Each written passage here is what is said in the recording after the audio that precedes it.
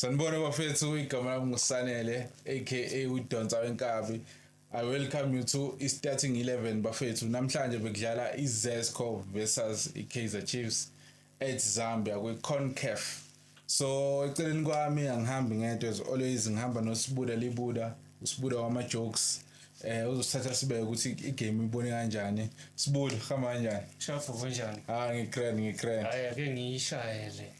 Amakhosi ajabulile ivela le ndaba enkulu sashi sicathu ajive amaphansi hayi ngiyithathe uMalumthabo nami le akusiko mina Malumthabo ajabule kanje bangabe kuwini amakhosi Okay. Yeah. Jabula kangaka wenze njani ikhosi nawe? Amakhosi ajabulile. Nami ngithatha i-act engayibona kubalandeli. Okay. Yeah. Ngizwa kahle. So ibone kanjani igame? iKaizer Chiefs itravelile yahamba all the way to Zambia yodlala neZesco. Yafike yababhaqabula ngo-1-0 yaba ne-clean sheet. Yeah, idlalile ngoba bekuyi-win yokuqala kuphi ku-Group D lapha kwi-Confederation. Okwesibili ukuthi i-record elihle leli cause ukushaya iZesco at home into ebeyingenzeki angazi noma ngizothi ingenzeki noma ebeyingavamile yini uthi team yala ihamba ishaya iZesco at home. Yeah. So for first 20 minutes idlalile i-Chiefs laphana. Solomon zakwazi ukuthi athi ukuphuma overlap anike ibhola esiswini lapho uMabu noNdlovu bebekwazi ukuthi bashaya amapass lapha bashayela uVilakazi ikwazi ukuthi i-attack iChiefs. Yeah, bekungekho bad and futhi ibikwazi ukuthi defend kamnandi uma ngabe si-attacker iZesco. Kwinika uperformile well done idefense yakhe futhi kakhulukazi kwi-first half bekungazathi akusiyena ukwenika. Yeah, and futhi ke into engiyibukile ureferee noma oreferee bala eAfrica ngathi sekuyinto abayi-understandayo ukuthi iZesco i-rough. The way be-rough ngakhona hayi no bekungasamukelekile. Umdlali uzotheklishwa ngemuva ibhola lisekho awe phansi kungaphumi ngisho ikhadi.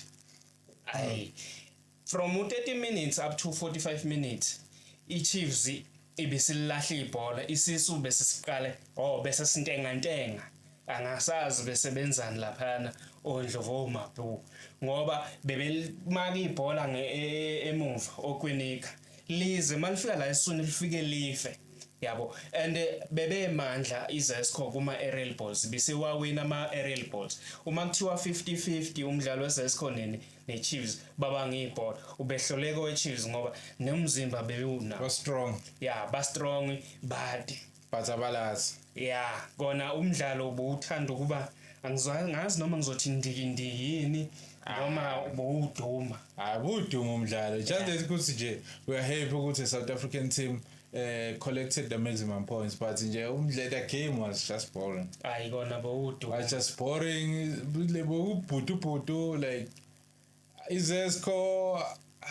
There are a few players that you can pinpoint ukuthi okay this one even passes number 9 wabo captain ethe ukuphaphama ne left back yakhona. Yeah, i-defense yabo be right. Ethe ukuphaphama ne defense yakhona. Ngale kwaloko bazowashaya amathashi bese kwi-round yakubo bese siswini. Uma ngabe amathashi kufanele asuke esiswini eze phambili uma iyo attack behluleka ukuthi constructed afike kahle kumuntu bakhanda imove eyoba igoal up until kuba i-half time. Khona into ngeke ngayizwa ngeke ngisho ukuthi ngizwe ngobani igoal lapho lemoti.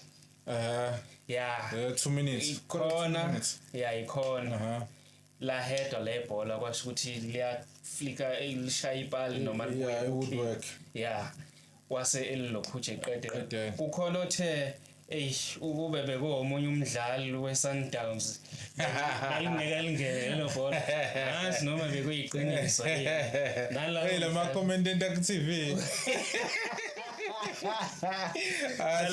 hayi ba lama commentator active yakhuluma isingisi angisizwa khona nje oshile but ke well done walivalela and lele belimnandi ama suspicion bengekho khona offside khona unjani cha hayi bekuyigol nje eliclean ebelifanele futhi ukuthi li celebrate yeah I think in this group D, I think maybe Zamalek and Kaizer Chiefs that can make it out of the group. Yeah. Because look okunye. Yeah, because number 2 no number 3 sebebambene ngama points. Equal difference umehluko inga Kaizer Chiefs number 3. Ngiko lokuba bashaye 2 mhlambe iye beyingayo number 2. Uma ngibona ilikhuja table ya group D. Yeah, ne. But other than that, Sabonga Kaizer Chiefs, you guys misrepresentile. You took the maximum points. Next week they are playing a return. Yeah, it's a home game. Yes. Izesco ibuya izala. Yabo ongicabanga ukuthi iChiefs okanye icoach or technical staff noma ubani responsible for i-lineup angabusayiphinda lento ayenzile yiphi yona ukufaka Lilepo stage nje uyafana nomunye umdlali we-Orlando Pirates ugqoka ijezi number 7 yeah into yabo icishe ifana noma ibhola lingafani kodwa ukwenza in terms of performance ungenile uLilepo into ayenzile wenza ama fouls 99% fouls nepass eyodwa be right ngaphambili ubesuka na kwi position yakhe ayoshaya ifoul ngale ngakomduduza angazi ukuthi ubenzani noma he was frustrated with lo muntu odlala kabi yabo waphuma uMabu kwangena umdlalo ofana na isisu nje bekuyinto esibesifile nje bingekho ingasafunction because nomuntu bangenile angubonanga umnyakazo ukuthi kwenziweni yiko ukuthi enye into ke ephinde yabehlisa abanye iRAF kanti Chiefs izoyifunda iRAF second half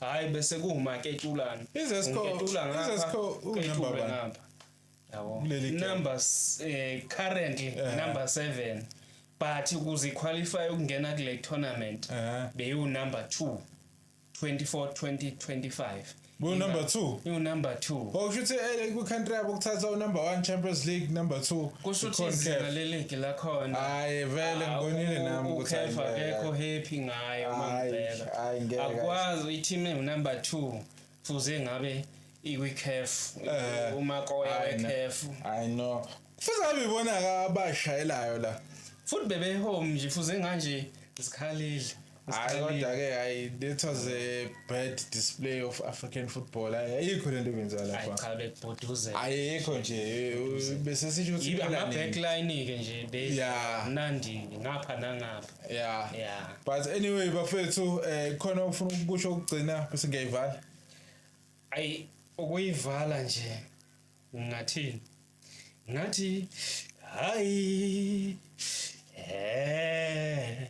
umnandi kwela kithe boleni we-start up yeah soyilungisa next time soyilungisa ngoba nasenkonzweni besingakayenzi ngempela mase siyishayile enkonzweni hayi nala so sesimnandi I know bafethu sibonga kakhulu sibuda ama jokes njengamanje sayivala bafethu until the next one sizokubuya on Tuesday sikudlala iMamelodi Sundowns sikudlala iSekhukhune ihost iMamelodi Sundowns khona lapha elokhu nje limpompo la aqeda khona kuba u0-0 njengamanje sayivala bafethu danke siyabonga siyana